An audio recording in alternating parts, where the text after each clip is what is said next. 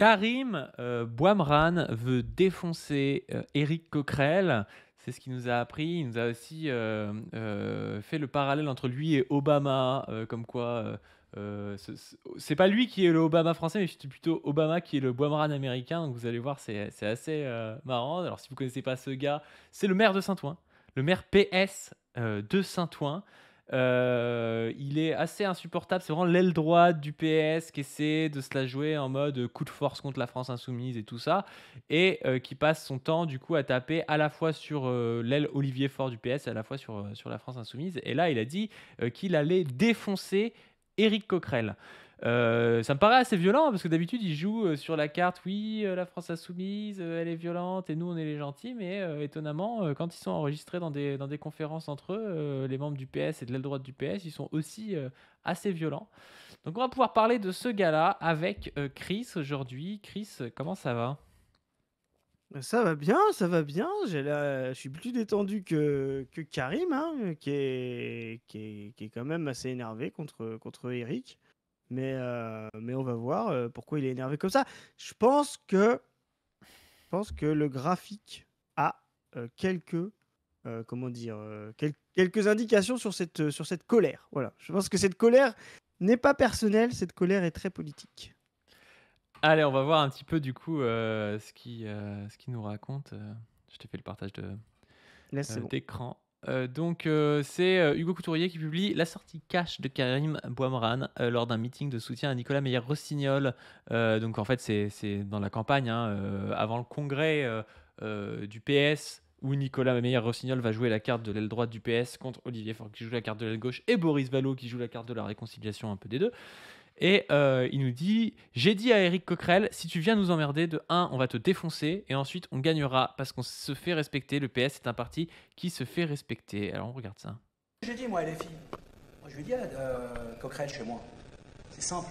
Si tu viens de nous emmerder, 1, on va te défoncer, et ensuite on gagnera, on gagnera, on gagnera, on gagnera, Avec Carole Delga derrière, putain, tous ces gars qui nous expliquent tout le temps, oui, ils sont violents, la bordélisation, et le gars dit, on va te défoncer. Il y a le fond et tout. Ouais. gagnera la circo. Parce qu'on se fait respecter, nous. Et les Quelqu'un peut socialistes, clipper ça c'est un parti qui, historiquement, se fait respecter parce que c'est un parti qui gagne. C'est la raison pour laquelle, avec Nicolas Meyer-Rossignol, c'est la route de l'espoir, de l'espérance, pas que du changement, de la gagne. Merci. Oh, c'est tellement ridicule comme truc, c'est tellement ridicule. Alors, si vous voulez un peu le contexte, il y avait Éric Coquerel qui avait dit que Rima Hassan était la bienvenue en fait pour se présenter, je crois, je sais pas si c'était pas à la mairie de Saint-Ouen, hein, au municipal Ouais, c'est ça. 2026 à Saint-Ouen. Et donc, ça commence à bégayer du côté de Karim Bouamran parce que c'est vrai que Rima Hassan, elle a une certaine aura, je pense, en France et notamment dans les quartiers populaires, pour plusieurs raisons, hein, et notamment pour son combat pour la Palestine, et aussi parce qu'elle est soutenue par le vieux, et qu'elle est soutenue par le vieux est plutôt mieux qu'elle est soutenue par François Hollande et Nicolas Meyer-Rossignol dans les quartiers populaires en France. Je ne sais pas pourquoi, mais j'ai l'impression que ça marche mieux quand même. Et donc du coup, Karim Bouamran, il s'énerve quand Éric Coquerel vient presser sur sa circo comme ça, parce qu'il se dit qu'il va peut-être perdre sa mairie et sa place de parasite social. Euh, Qu'est-ce que t'en penses, Chris? Est-ce que ça s'explique par le graphique, tout ça? Bah, ça s'explique par le graphique. Alors, c'est marrant, toute cette tribune, parce qu'en plus, il y a Lamia El Araji, il y a Calfon, il y a vraiment toute l'aile droite du PS, là. Bon, Lamia El Araji, elle a l'habitude comment dire, de défoncer des gens, parce que une collègue, elle, l'a accusé de harcèlement, donc c'est peut-être l'habitude qu'ils ont entre eux. Mais oui, non, en fait, ce qui se passe, c'est qu'effectivement, ils savent très bien, et surtout l'aile droite, Meyer-Rossignol, c'est très bien que là, on va vers un affrontement entre le PS et l'AFI. Et peu importe qui va gagner.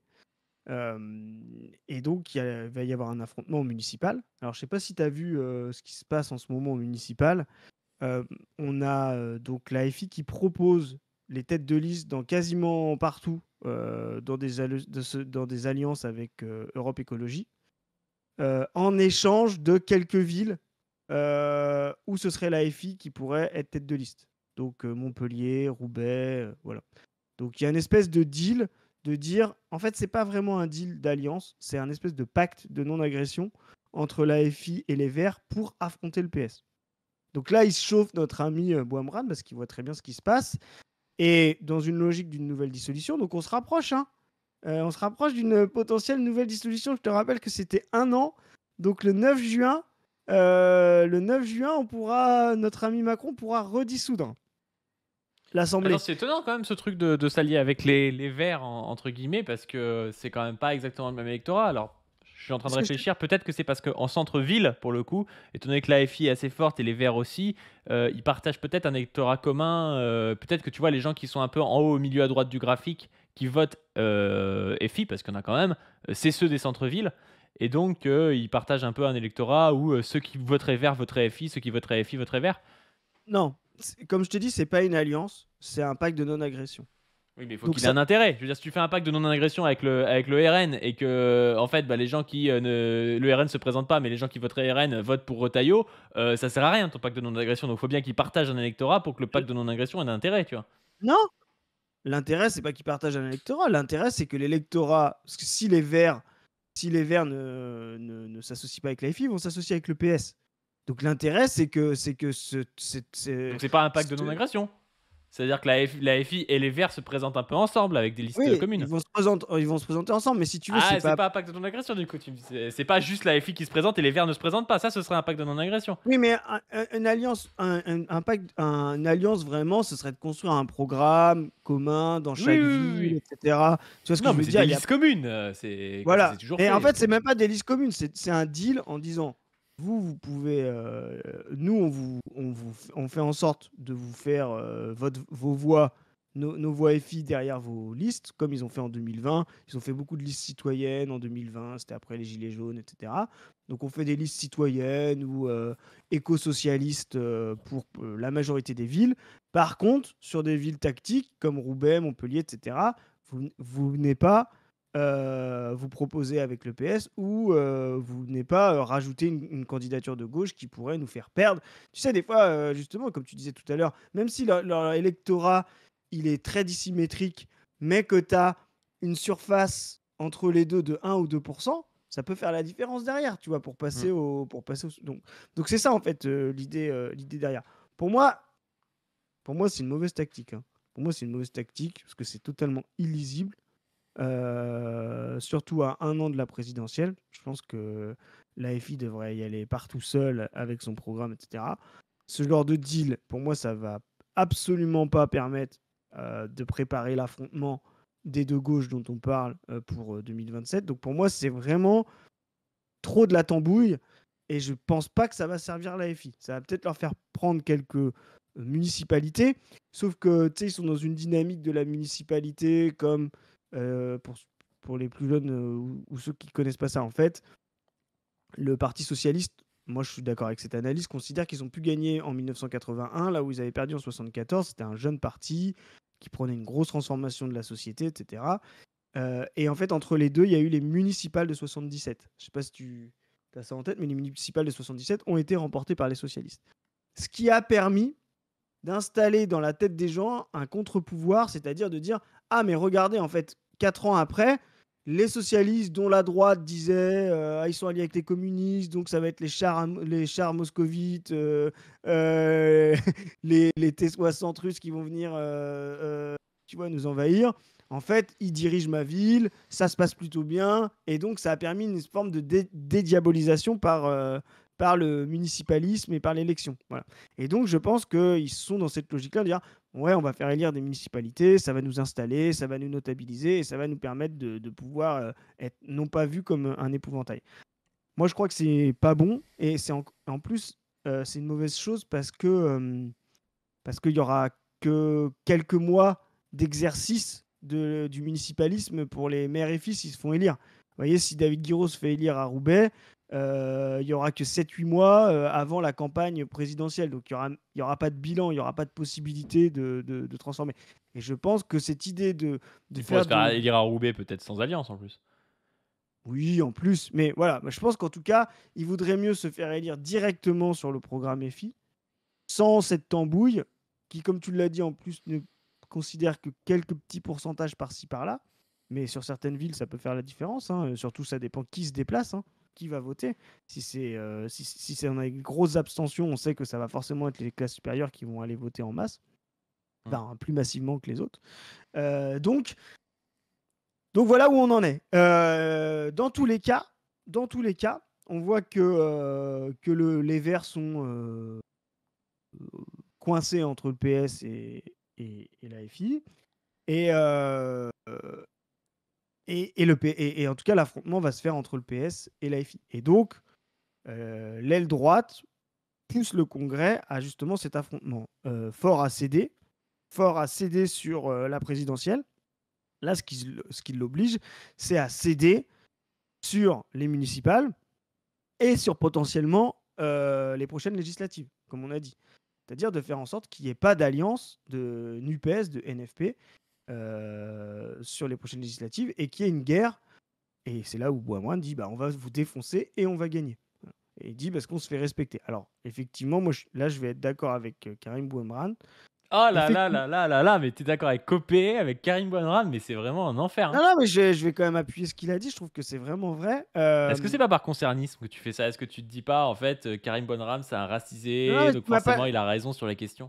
Bien sûr, en plus, on me traite souvent de raciste parce que je suis pas d'accord avec des gens arabes. Donc du coup, ça me pose problème. On me met la pression. Et donc,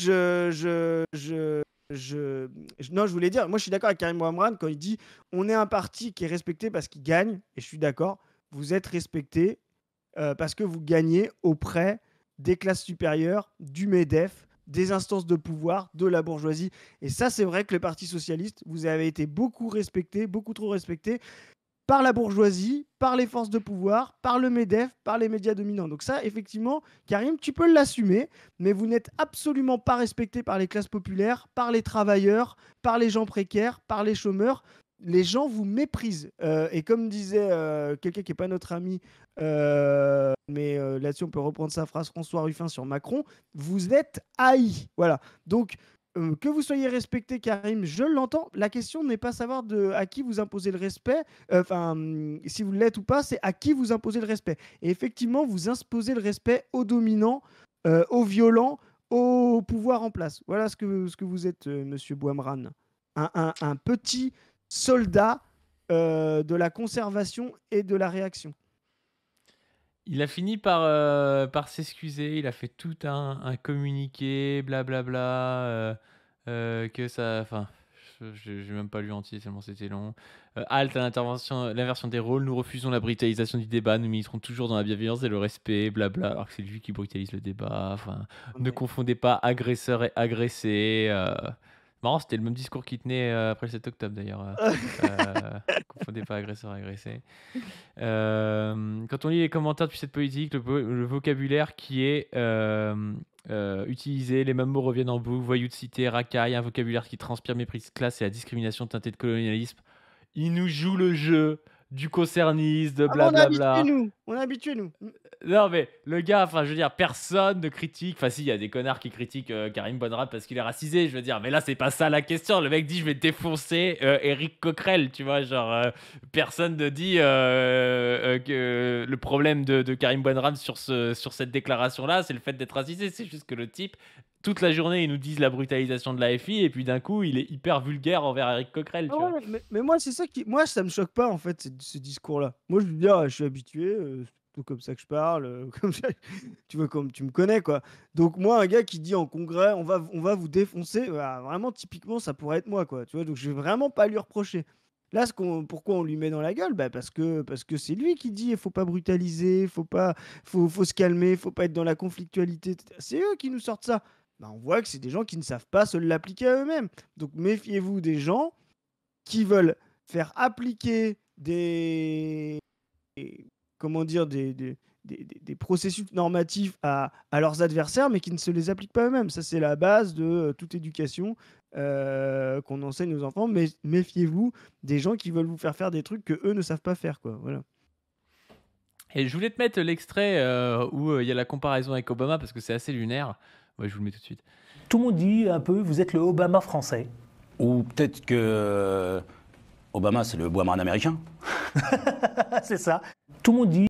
L'enfer, ça c'est un enfer, mais du coup, ça me permet de passer à la suite de la vidéo. C'est est-ce que Boimran est l'Obama américain? Est-ce que Boimran a une chance de s'imposer dans un PS qui est faible, où des nouvelles têtes ont besoin d'arriver, ou peut-être que bah là il nous a fait du concernisme, et peut-être que oui, avoir un candidat racisé, ça peut peut-être leur donner un petit peu de boost auprès de classes issues de l'immigration, mais un peu plus supérieures, un petit peu moins oppositionnelles. Enfin voilà, est-ce que Boimran a un avenir en politique d'après toi? Là, il y a un vrai sujet. Là, il y a un vrai sujet, on l'a dit dans notre capsule sur l'élection de Retailleau, allez voir ça, qu'il se jouait des choses au PS. Donc au PS, il se joue, on va dire, un 40-40 entre Rossignol et puis Faure pour la tête du PS au prochain congrès, donc le 15 juin. Et puis, je sais pas, j'ai pas les stats, mais il doit être autour de 15-20, notre ami Boris Vallaud.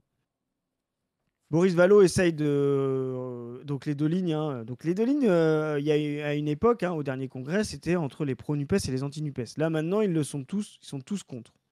Ça va se jouer, je pense, beaucoup plus dans l'idée de l'hégémonie du PS, qui va plutôt être l'aile droite, d'où ce que dit Boimran, le parti de la gagne, on se fait respecter, etc.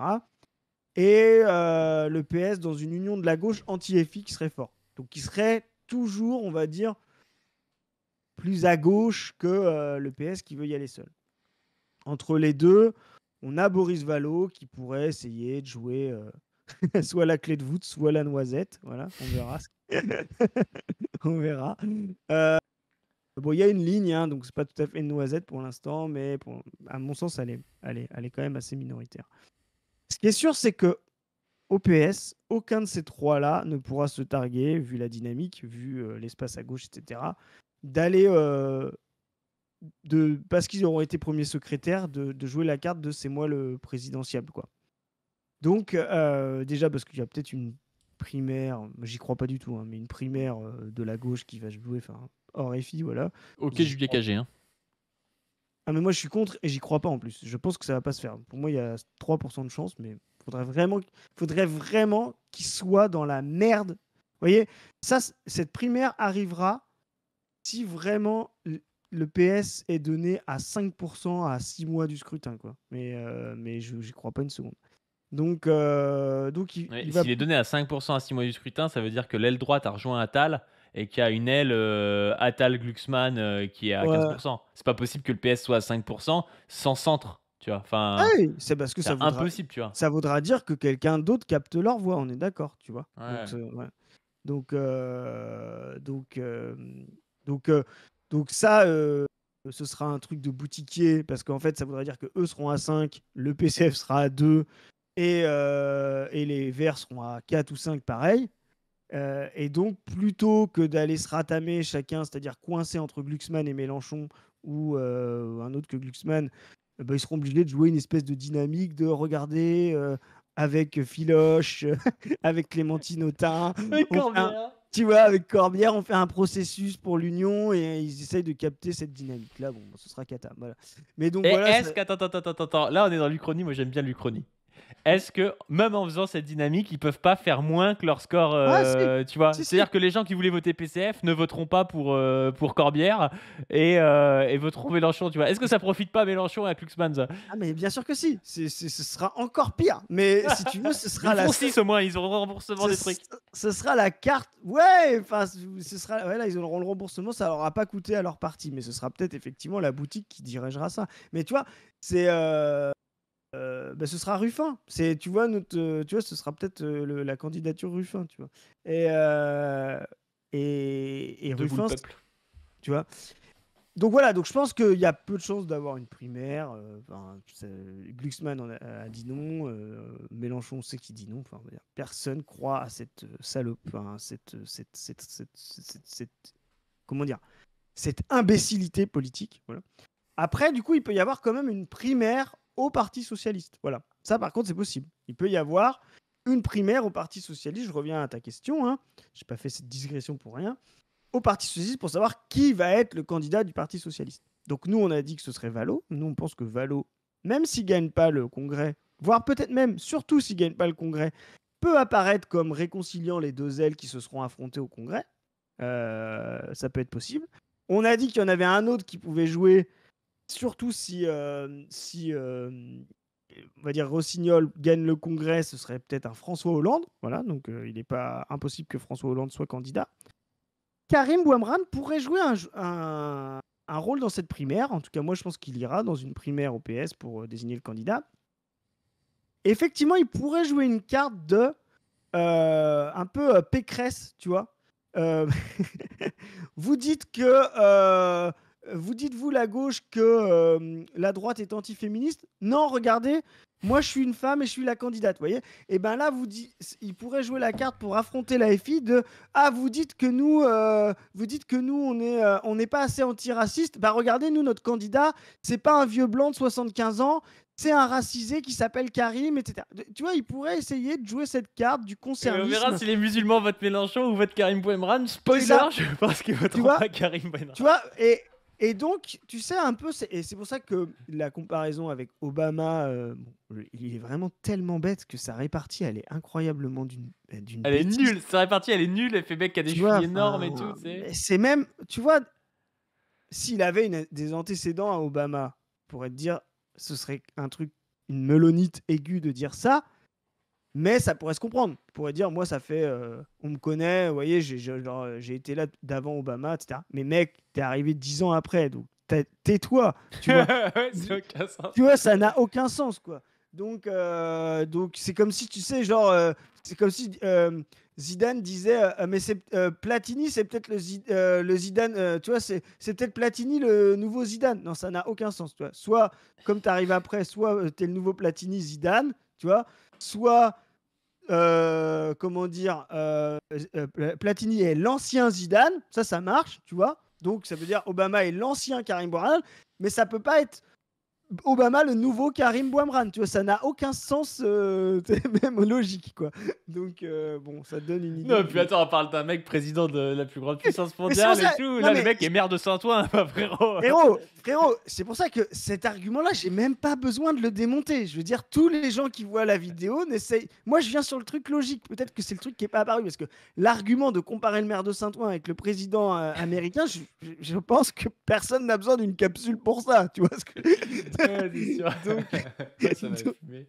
Mais après, c'est vrai qu'il y a un truc, tu vois. C'est vrai qu'il pourrait se présenter comme Obama en mode oui, machin. Voilà. Je suis noir, je suis plus progressiste, alors que le mec a fait la guerre, a fait de la merde jusqu'au bout, tu vois. Enfin, ça peut être un peu pareil, tu vois. Ça a été une forme de dynamique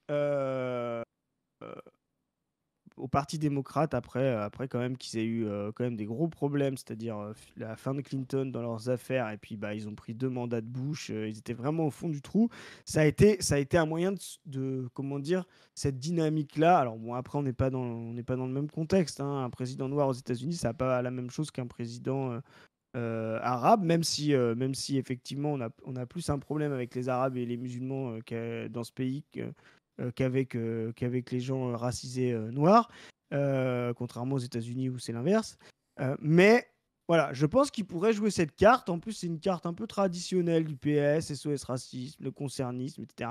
Donc ça voudrait dire qu'on fait élire en plus le plus droitier par concernisme arabe, voilà, pour s'opposer à l'AFI. C'est-à-dire, on aurait un vieux blanc de 75 ans, ancien laïcard, qui serait très antiraciste, vous voyez, contre et très progressiste, contre un jeune quadra-quinca, je ne sais plus trop quel âge il a, quadra-quinca arabe, très raciste, vous voyez.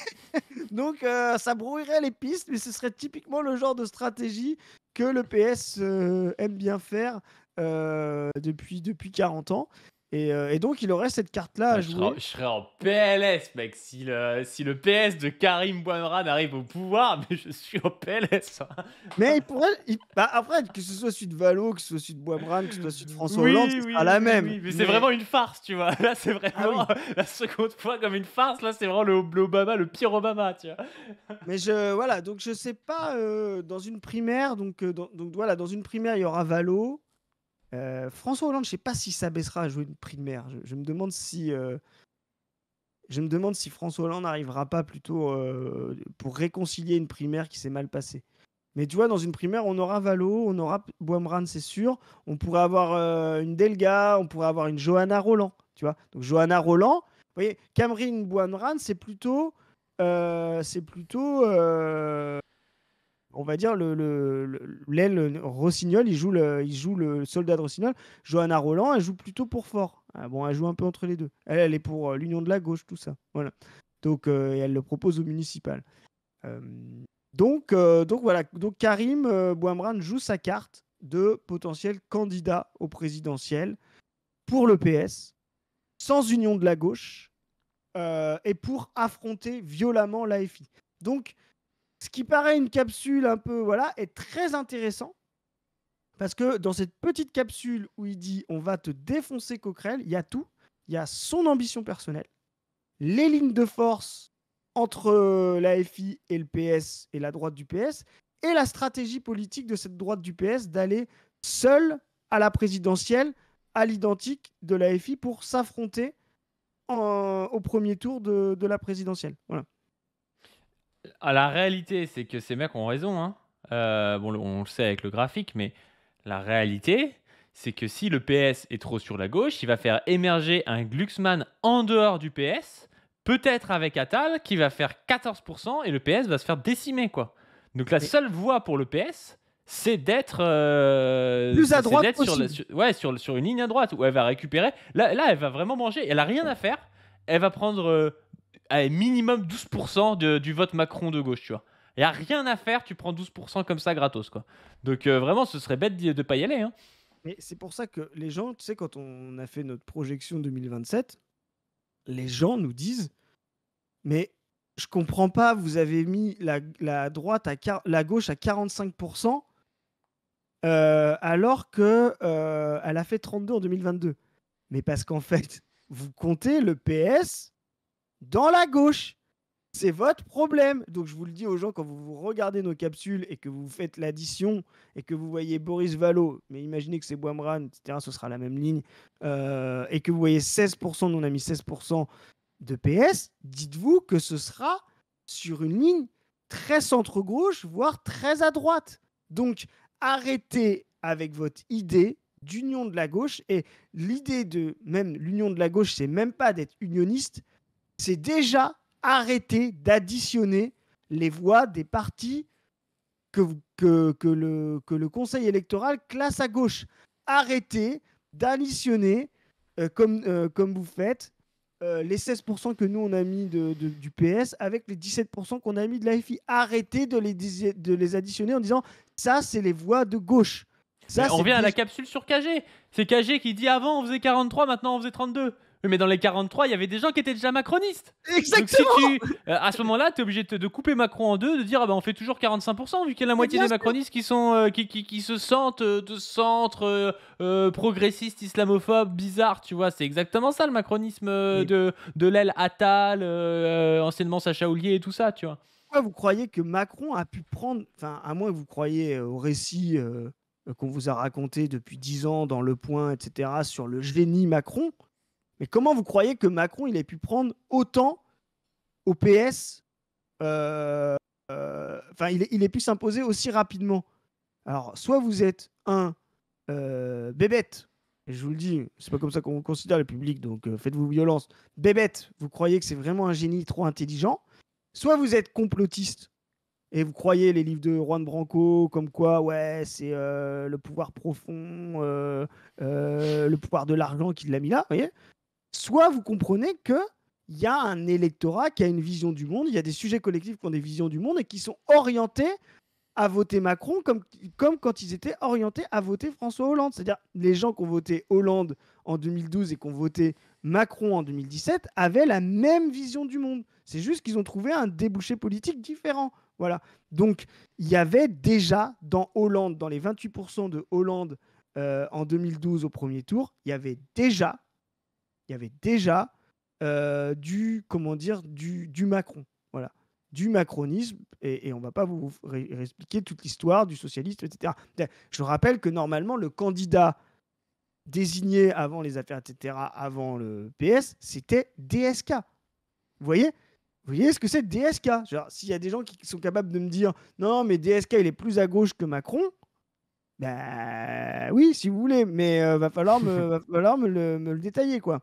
Donc, tout ça, ça a toujours été l'électorat du PS. Donc, quand vous dites les voix de gauche, et vous analysez notre graphique, etc., et que vous dites on additionne PS et FI, et du coup, c'est la gauche. Bon, ok, très bien. Alors, additionnez donc Hollande 2012 et Mélenchon 2012, Front de gauche. Ouais. Vous allez dire, ça fait 39. Ça fait ou 39, ouais, à peu près ça. 39. Ah, ça, la gauche pesait 39. Mais ça veut rien dire, ça. Vous voyez, la gauche du Front de gauche de Mélenchon en 2012 et la gauche de Hollande en 2012, ça ne veut rien dire. Et ne vous cachez pas derrière, ouais, mais on ne savait pas Hollande parce qu'il avait quand même dit à Vincennes, mon ennemi, c'est la finance. Non, tout le monde savait très bien la ligne de Hollande. Hollande, c'est l'aile droite du PS depuis les années 80. Je rappelle que dès l'élection de Mitterrand sur un programme très à gauche en 81, ce type-là écrivait des trucs libéraux avec Jacques Delors, etc. Enfin, je veux dire, ça a toujours été l'aile droite la plus à droite du PS, François Hollande. Et donc, arrêtons de faire croire que ce type-là aurait pu faire autre chose que ce qu'il a fait entre 2012 et 2017. Que des gens jeunes, mal formés politiquement, en dehors des partis, se soient fait avoir, etc. Mais que des gens qui se considèrent comme des analystes politiques nous disent, même si vous êtes arrivés après, ah, mais c'était normal de croire en Hollande en 2012. Non, c'était pas normal. Si vous aviez une conscience politique, vous saviez que Hollande, ça aurait été catastrophique. Sauf si t'étais dans le sujet collectif qui croyait en Hollande, si t'étais de classe supérieure et tout, d'accord, tu vois. Mais si t'es vraiment de gauche pour un changement radical et que t'as cru en Hollande, ouais, il y a un problème, tu vois. Enfin... C'est ça. Donc clairement, ça n'a aucun sens. Et donc, arrêtez d'additionner les voix de gauche pour vous dire combien fait la gauche. Ça n'a pas de sens. Et encore moins pour des deuxièmes tours, etc. Donc, arrêtez ça. Donc, arrêtez de nous dire que nos projections sont bêtes parce que vous avez additionné un PS de Boris Vallaud qui fera une campagne très à droite. Et voyez, vous avez déjà les lignes de force quand Karim Bouanran parle, là, etc. Ce sera cette ligne-là. Si le PS y va tout seul, c'est leur seule carte à jouer. Vous voyez, arrêtez d'additionner ça avec la France Insoumise qui fera une campagne sur d'autres beaucoup plus à gauche que ça. Vous voyez, donc arrêtez de faire des additions aussi idiotes. Ouais. Bon, on va s'arrêter là. Sur ce, n'hésitez pas à nous dire ce que vous pensez de Karim Bouanran. Est-ce que c'est le nouveau Obama? Est-ce que c'est une noisette? Est-ce que c'est une clé de voûte? Dites-nous tout ça dans les commentaires. Sur ce, n'hésitez pas à donner sur le Tipeee comme d'habitude, à vous abonner à cette chaîne, à la chaîne Pas du PADU sur laquelle sort une vidéo dimanche, à vous abonner aussi à la chaîne de Zoé, Dr-Zoé, allez voir Position Revue sur YouTube, sur Internet, plutôt sur Google. Allez voir sur Twitter, Insta, Blue Sky et tout ça, TikTok. Et sur ce, on vous dit à plus. Salut les gens.